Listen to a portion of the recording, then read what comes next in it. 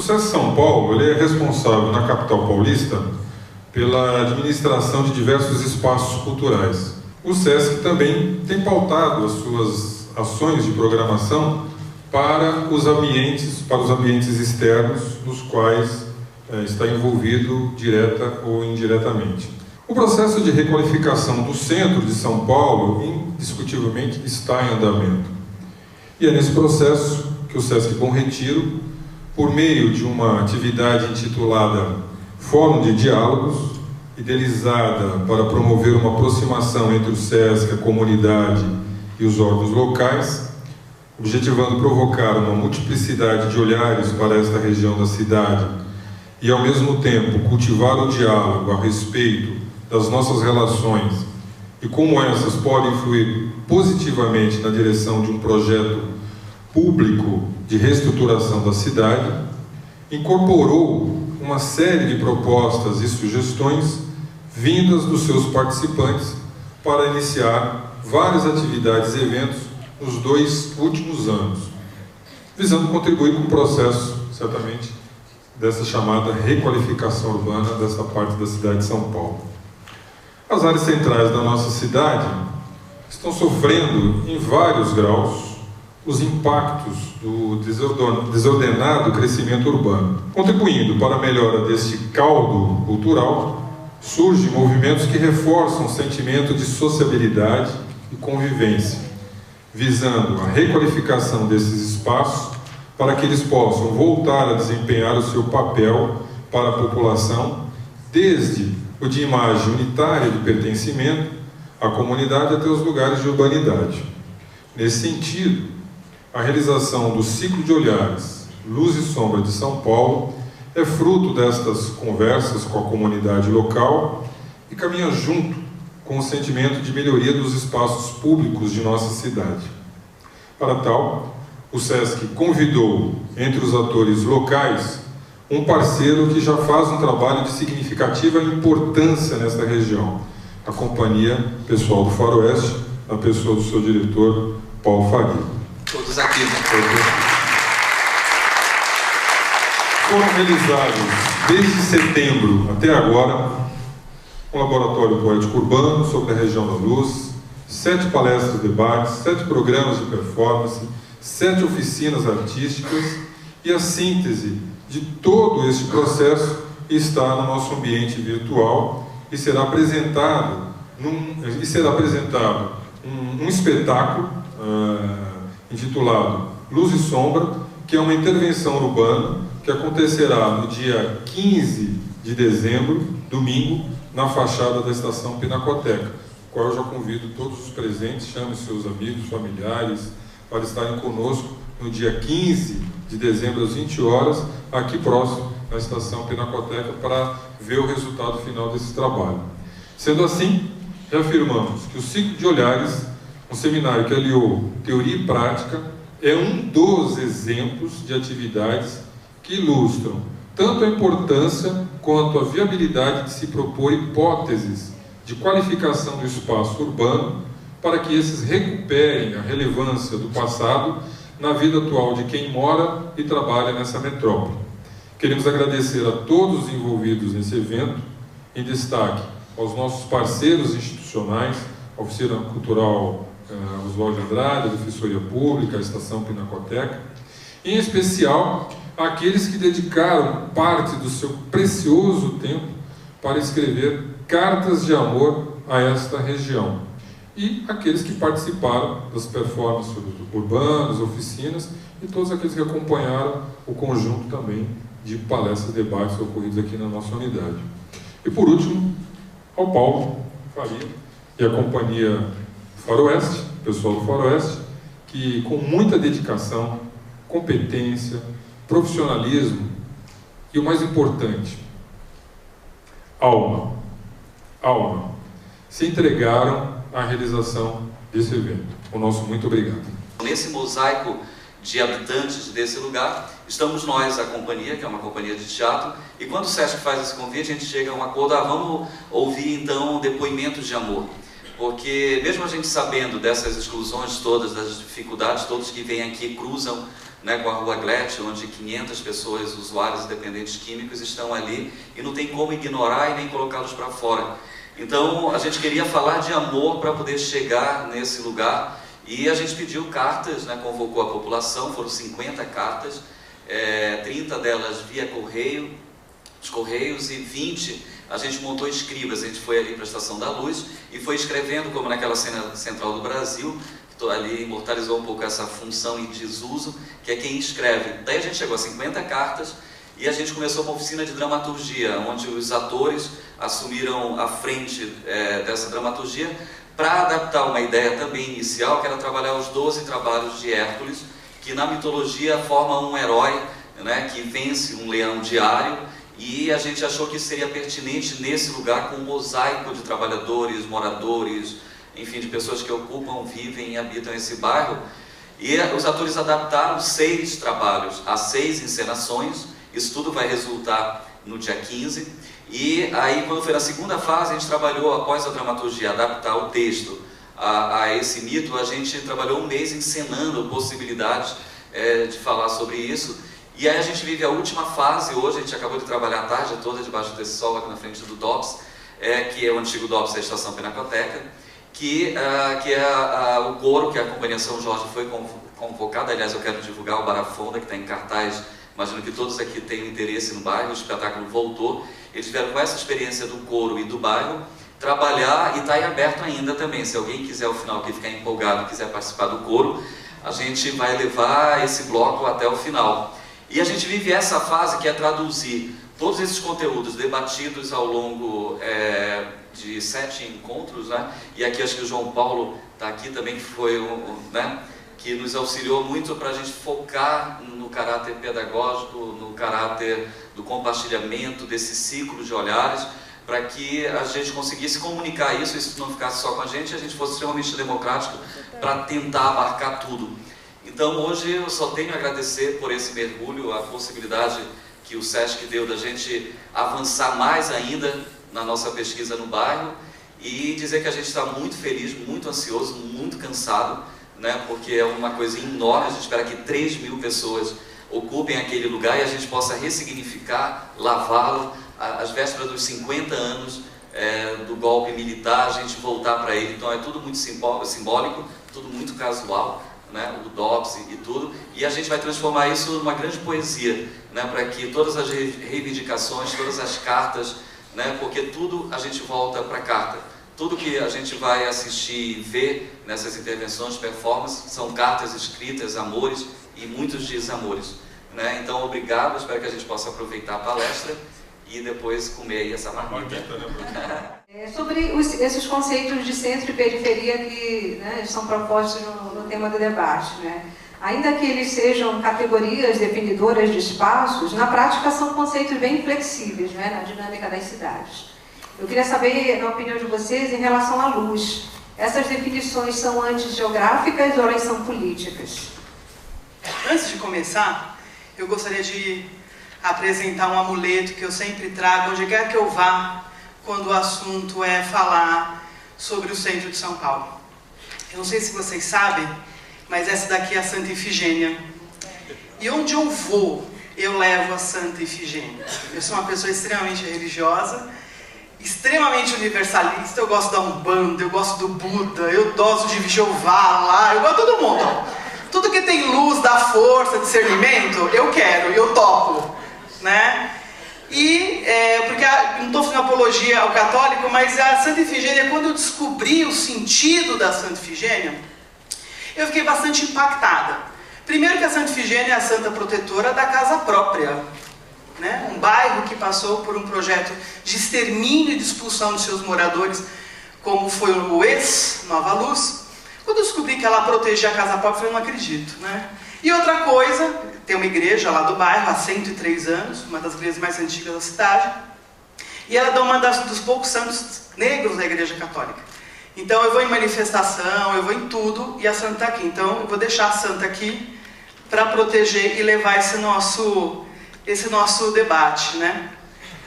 Voltando, eu sempre entendi o centro de São Paulo como periferia, só que todo mundo falava assim, ai Paulo, você está reclamando de barriga cheia. Você tem na porta da tua casa 3 estações de metrô. Para de reclamar.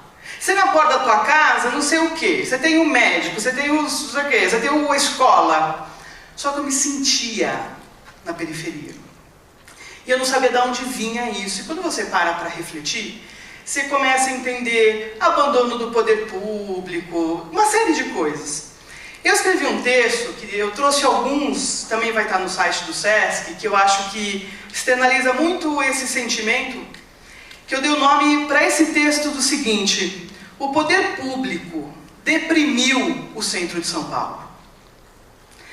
A falta de autoestima do poder público paulista construiu no centro de sua história um lugar de medo e de vergonha alheia. E tem uma parte que eu falo da periferia.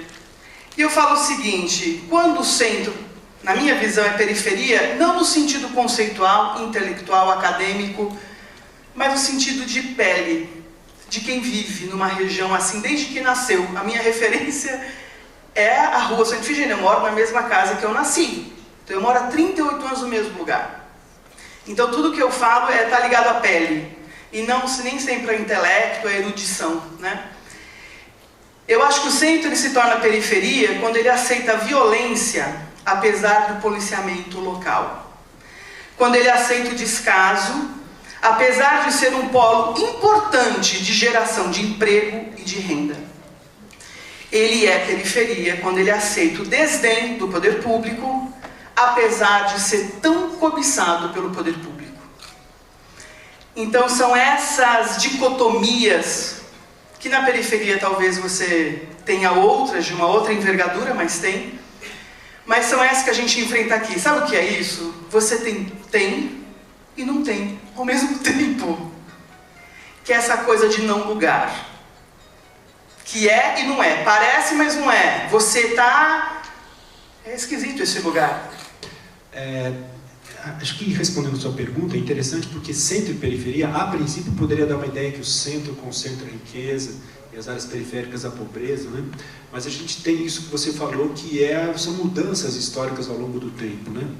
Primeiro que a periferia também hoje está muito diferenciada internamente, né? Tem áreas mais consolidadas, tem áreas menos consolidadas, a própria periferia vem passando por mudanças. Além do fato de que hoje a periferia virou também um certo símbolo, né? Você tem uma espécie de categoria relacional. As pessoas que moram na periferia se dirigem ao outro que não é da periferia, estabelecendo uma diferença, né? E tudo mais. Por outro lado, o centro também coloca um outro tema que, no começo do século XX, o centro, a região central de São Paulo, era a área da concentração das elites, né? Mas depois disso, ao longo das outras décadas, você vai tendo uma popularização do centro e um deslocamento do que a gente chama centro para outras áreas, né? Para a Avenida Paulista, para Faria Lima, para Berrini. De modo que isso fica bastante entrelaçado. No caso da Luz, o que eu acho interessante é que, por um lado, é uma região de uma tradição popular muito forte, né? Ao mesmo tempo, com muitos equipamentos importantes, como é a área central, porque uma das marcas da área central é a concentração de equipamentos urbanos importantes, ao passo que, mais recentemente, esse projeto de intervenção aqui, chamado Nova Luz, colocou uma evidência muito forte para essa região. E trouxe uma dicotomia muito problemática, porque, se você perceber na imprensa, começou a se falar muito em projeto Nova Luz e, ao mesmo tempo, em Cracolândia. Uma polarização que exclui uma série de outras coisas que também fazem parte dessa região, né? Quer dizer, a pesquisa que eu tentei fazer foi, na verdade, trabalhar com os entremeios que estão entre esses dois polos, Nova Luz e Cracolândia, levando em conta que essa área central é uma área com bairros diversificados, mistos, com uma população trabalhadora, com classe média, com equipamentos. Eu acho que isso a gente precisa recuperar, né? Sem se prender tanto à ideia só de centralidade ou de periferia, mas compreender os meandros disso que está colocado nessa polaridade entre Nova Luz e Cracolândia, que esvaziam outros significados que são importantes para a região. A interrupção do projeto Nova Luz foi importante para manter a dignidade de quem está aqui. Porque o projeto Nova Luz, ele nasce como um santo salvador e milagreiro sobre a questão do crack, como estava dizendo o Heitor. E não é, porque ele era um projeto de especulação imobiliária a grosso modo, só que quem estava aqui dentro via e sentia que era isso. Só quem estava fora achava que realmente o centro agora ia ter dignidade, ia voltar a ser o que ele deve ser. É tal da vergonha alheia, né? Ai, deixa eu tirar das minhas costas esse problema, porque incomoda todo mundo. Só que alguém tem que fazer alguma coisa. Que bom que quem vai fazer agora é o poder privado e não o poder público. O Nova Luz em 2 linhas significa dar direitos de desapropriação ao poder privado, coisas públicas. Então, as empresas, empreiteiras e construtoras, elas decidiam quem ia ser desapropriado. E aí, quando você conversava sobre contrapartida, qual que vai ser, então, o impacto de praças, né, a questão do crack, como é que vai ficar, já que vocês vão ter que ter contrapartida social. E essa resposta nunca vinha. Respostas do tipo, olha, você vai ter que sair de onde você está. Isso a gente sabia quais eram as quadras que estavam definidas e destinadas a sair. Só quando a gente perguntava, quanto que vão me pagar para sair? Vão me pagar por metro quadrado? Como vai ser isso? Também essas respostas a gente não tinha. E as audiências públicas indo e todo o trâmite burocrático sendo seguido, só que na real isso não acontecia. Até que chegou num ponto, né, enfim, o instinto de jornalista, o instinto da verdade era muito forte e é engraçado porque na Associação Uma Luz a gente temos 5 jornalistas e criamos um exército de comunicação. Então a gente produzia boletim, jornal, o blog, enfim, a gente tinha uma rede de meios de comunicação. E o que funcionava muito era o vídeo. E no dia que se votou o plano de Zeis lá do Nova Luz, eu gravei a reunião inteira sob ameaças dos jornalistas, né, assessoria de empresa da prefeitura, ameaçando os nossos jornalistas de que seriam processadas por uso indevido de imagem. Enfim, uma coisa baixaria, né, baixaria mesmo, assim. E vocês acreditam que foi graças a esse vídeo, os 8 últimos minutos que mostra a votação, que a juíza viu e por isso deu parecer, lógico, todo o processo da Defensoria Pública do Ministério Público, mas que deu parecer favorável à sociedade civil, porque aquilo era cruel. Porque não dava para você explicar isso por texto. As pessoas tinham que presenciar o que era uma reunião do Conselho Gestor em dia de votação, e que o voto, Minerva, é o da Prefeitura. Então é uma coisa indigna, né? E o que estava em jogo, chegou um ponto que não era mais a minha casa que estava em jogo. Era o meu caráter, a minha dignidade, a minha história de vida, os meus vizinhos, luta social, isso estava em jogo. E eu não ia sair do bar como eu não saí até agora. Não é porque o Nova Luz foi engavetado que a gente parou. Não se para uma coisa dessa. Minha vida mudou completamente depois de tudo isso. Só que o que é muito importante a gente entender? Que a cidade vai ter que crescer com a gente dentro dela. Que a cidade vai ter que se transformar com a gente dentro dela, e não a gente fora. E não a gente ir lá para o canto da periferia. Por quê? Por que a cidade vai ser melhor no dia que eu sair da minha casa? Que eu estou lá há 38 anos, fora pai, mãe e vó que morou ali? Então, gente, era tudo isso. E claro, infelizmente, o centro de São Paulo, o centro antigo, eu entendo ele como um terreno, um território de troca. Sempre assim, pode reparar. Se você for ver o lixo que está agora na Santa Ifigênia, a situação da iluminação pública ali naquela região é indecente. Com imposto, o IPTU a 19,5% de aumento, que nós também, não foi só Alto de Pinheiros e Morumbi não, que teve aumento de 19,8%. Nós da Santa Ifigênia também tivemos. Só que nós não temos o lixo, que é o mínimo, e a iluminação pública, que é o mínimo. É uma luta pelo mínimo. E pagando tão alto tudo. Então é disso que a gente está falando. Né? Então, é claro que, infelizmente, o poder público só vê a região com um mega projeto. Nunca se pensa em arrumar a iluminação pública. Eu acho que esse diálogo com a população é fundamental. Eu acho que, enfim, isso deve ser incentivado, né? Os moradores, quando a gente fez a pesquisa, isso também é uma coisa interessante, só para fechar. Por exemplo, a questão dos usuários de crack aqui, a gente não pode falar que é falta de intervenção ou falta de organismos voltados a pensar isso. Se a gente for somar, existem grupos redutores de danos, grupos que trabalham na perspectiva religiosa, tem os próprios agentes de saúde, tem toda uma rede que vai se formando, e apesar desses esforços todos, essa situação ainda se coloca como desafiante. Eu acho que precisa se aprofundar na sociedade um debate a respeito de como avançar nessa dimensão. Por outro lado, eu concordo também com a Paula, que eu acho que existem coisas básicas que não estão sendo contempladas, de serviços públicos, de atendimento, né? Então, é uma situação bastante complexa que muitas vezes não é necessariamente a falta, mas é a ausência, talvez, de uma articulação mais clara, né? Além do fato que em janeiro de 2012 houve aquela tentativa enorme, avassaladora do próprio poder público de expulsar os usuários de crack, simplesmente, que geraram uma questão muito mais grave, né? Mas que, de toda forma, criou uma visibilidade do problema em escala nacional, né?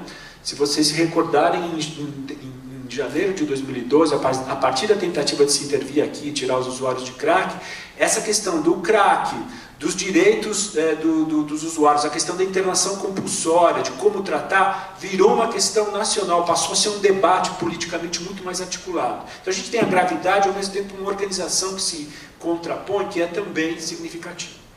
E também tem a ver uma coisa que tem um lado bom do Nova Luz, né? Que a gente se engajou, a gente se uniu, a gente se reconheceu, eu conheci muita gente que eu não conhecia e vice-versa. Mas por quê? Porque a gente viu prédios sendo demolidos, porque a gente viu quarteirões sendo demolidos sem o projeto ter sido aprovado. Eu só passei a acreditar por causa disso, de verdade, porque para mim era mais um projeto no centro de São Paulo, milagroso, queria salvar a nossa região. E eu acho que isso tem muito a ver do que ele está falando, e também acho que trouxe uma outra coisa, assim. Eu acho que a coisa ficou tão intensa, esse debate, que as pessoas também tiveram mais paciência em nos ouvir. Quando você monta meios de comunicação, meios de se comunicar, as pessoas param para saber o que você tem para falar, né?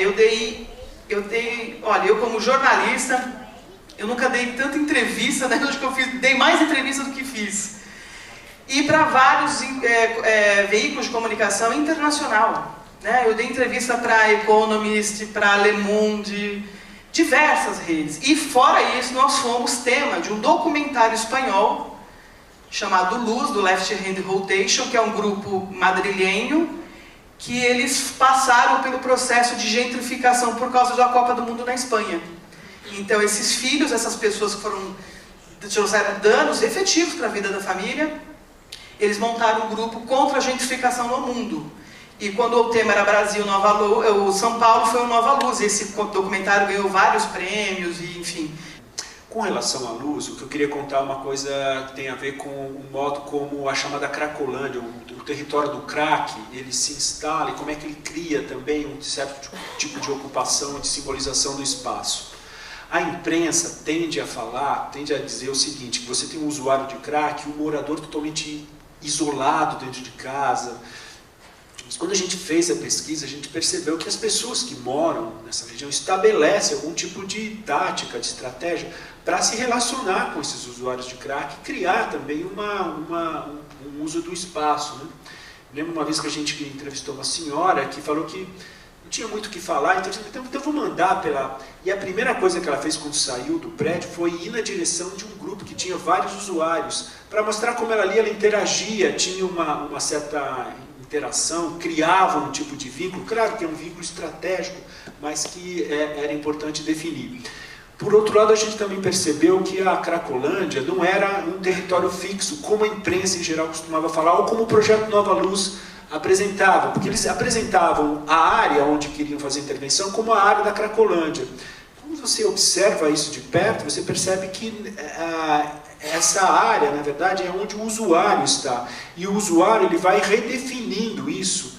Por isso que a gente costuma dizer que a Cracolândia não é um território, mas é uma territorialidade que tende a se mover pela cidade a partir de dinâmicas internas e dinâmicas de repressão. E esse processo tem configurações muito distintas, né? Recentemente eu fiz um trabalho com a Mariana Cavalcante, que é uma antropóloga que trabalha no Rio de Janeiro. Por exemplo, no Rio de Janeiro, as chamadas cracolândias, lá eles falam no plural, elas estão nas beiras das favelas, elas estão próximas às áreas de favelas. E com as expulsões que estão acontecendo lá, ligadas ao UPP, elas tendem a migrar entre as favelas, Então é um tipo de circulação muito diferente da que acontece aqui, onde você tem uma concentração nesse território e um tipo de movimento que tem a ver com o tipo de repressão. Às vezes ele é maior, às vezes ele é menor, dependendo do tipo de intervenção. De toda forma, só para fechar essa discussão, o tipo de repressão que aconteceu a partir de 2010 colocou esses usuários numa relação vertiginosa de circulação pela cidade. Itinerante, inclusive prejudicando todo o trabalho das ONGs e de outros assistentes que estavam criando um vínculo de confiança com essa população. Então, às vezes, a intervenção também ela acaba, na tentativa de expulsar, ela acaba criando uma circulação que agrava o problema, né? Então a gente vai tendo aí uma questão social muito significativa. De toda forma, eu acho que essa ideia da territorialidade, que pode ser pensada para os usuários de crack, mas pode ser pensada também para outros agentes, é um conceito que pode ser ainda explorado de forma mais significativa. E a gente, quando montou, estava fazendo toda a luta para montar o Conselho de Gestor de ZEIS, ali do Nova Luz, a gente, lógico, se aliou aos movimentos sociais, porque entendia que a participação deles era fundamental e que a gente tinha que também se reconhecer. Eu passava na frente de ocupação, isso é uma coisa já que eu falo muitas vezes, e eu morria de medo, achava aquilo esquisitíssimo, eu falava, gente, eu via e nunca tinha entrado. E mais do que entrar, eu passei a conviver com as lideranças, eu conheço 90% das lideranças de movimentos, não só do centro de São Paulo, mas de vários outros lugares. E eu percebi essa flacidez dessa barreira imaginária, né? E mais legal aconteceu, existe uma questão, aqui como é uma região que tem um comércio, uma vocação comercial fortíssima, então existe um embate também dos comerciantes com os moradores, porque eles querem arrancar a gente de qualquer jeito de lá. Somente eu que moro na Santa Efigênia, eles querem tomar um prédio, transformar um prédio onde eu moro num shopping center, é óbvio. O que aconteceu? Esse pessoal também quis ocupar cadeiras no Conselho Gestor, porque eles tinham direito, claro. E eles passaram a frequentar a Ocupação Mauá para fazer e participar das nossas reuniões com o Conselho Gestor. O que acontecia? Era muito engraçado. No Dia das Crianças, por exemplo, a Nete ou o seu Nelson, que são as lideranças de lá, falavam assim: ô fulano, arruma os Guaraná aí para as crianças, para o Dia das Crianças, arruma não sei o quê. Então eles voluntariamente colaboravam muito com o lugar, com tudo, computador, eles tinham vários computadores lá que não tinham o que fazer, doavam para a Ocupação Mauá.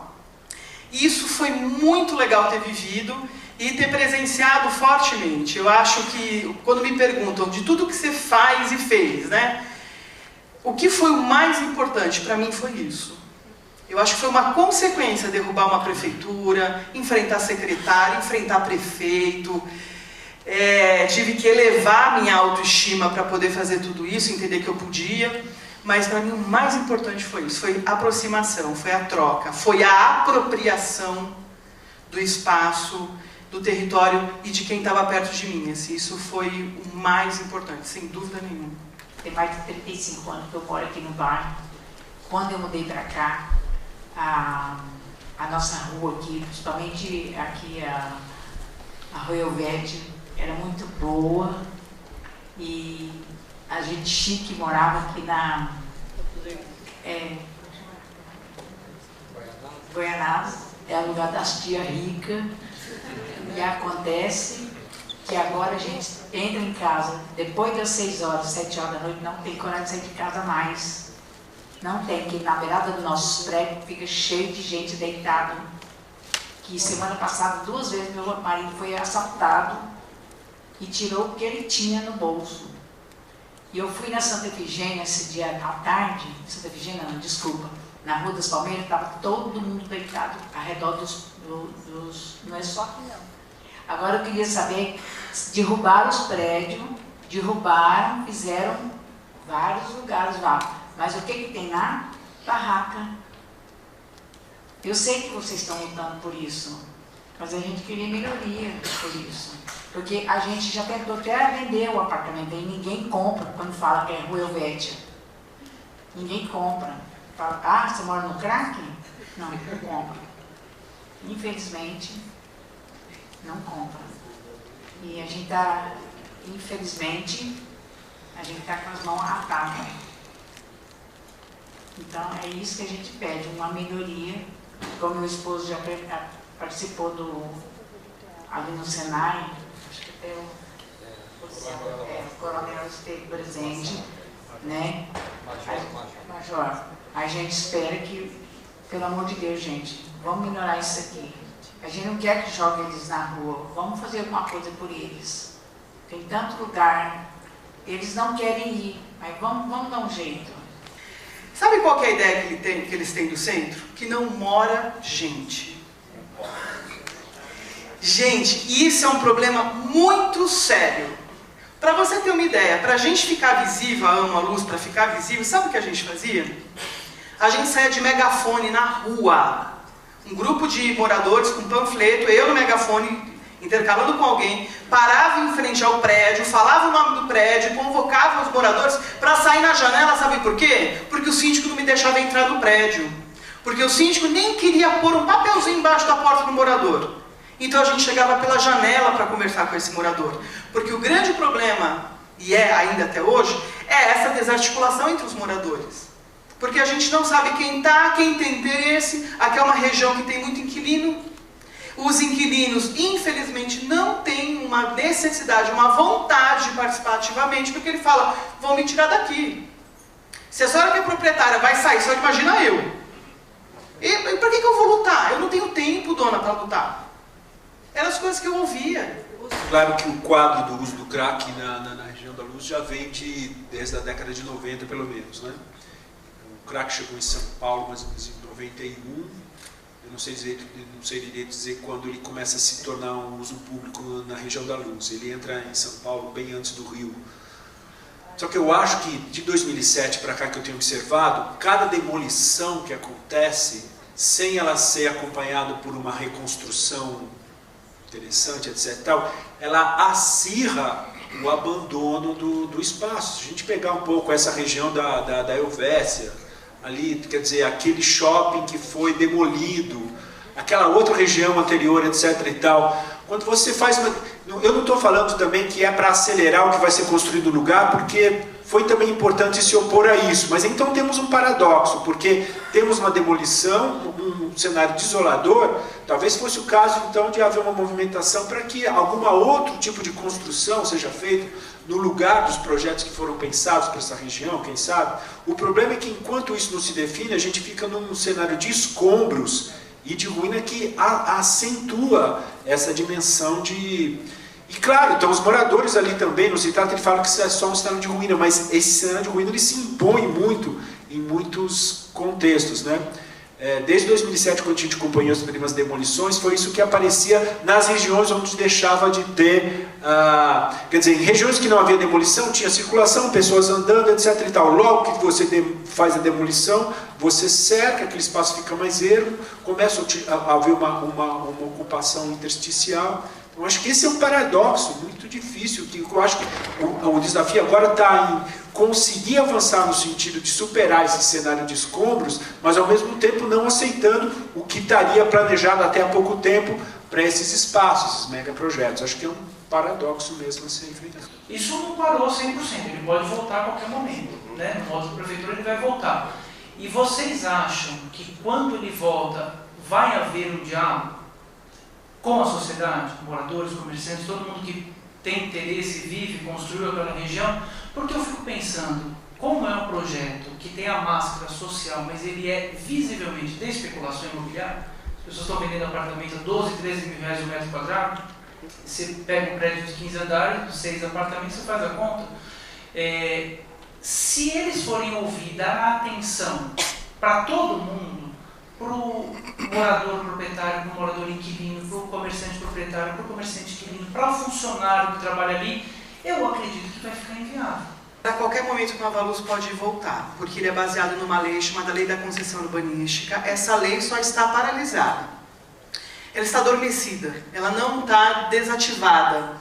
Quando o Haddad cita, na época da campanha dele, nós fizemos 2 grandes reuniões com ele lá no auditório da Santa Ifigênia. E ele nos garantiu categoricamente, Nova Luz caiu na minha mesa, vira gaveta. E como a gente estava com um processo com o Ministério Público e Defensoria Pública e a juíza deu parecer favorável à sociedade civil, que foi uma coisa histórica, ele engavetou. Mas eu não estou sossegada, porque isso pode voltar, e eu digo, o Nova Luz voltou. Inclusive a gente tem aqui o grupo de pessoas que estão lutando pelas PPPs, né? Paulo Goya, Rosana, que pegou o pior do Nova Luz e amplificou isso para 15 bairros, porque o nosso não pegou, porque a gente ainda está sob Nova Luz, entendeu? Mas os outros bairros ao redor, eles estão sobre essa luta das PPPs, que é o pior do Nova Luz.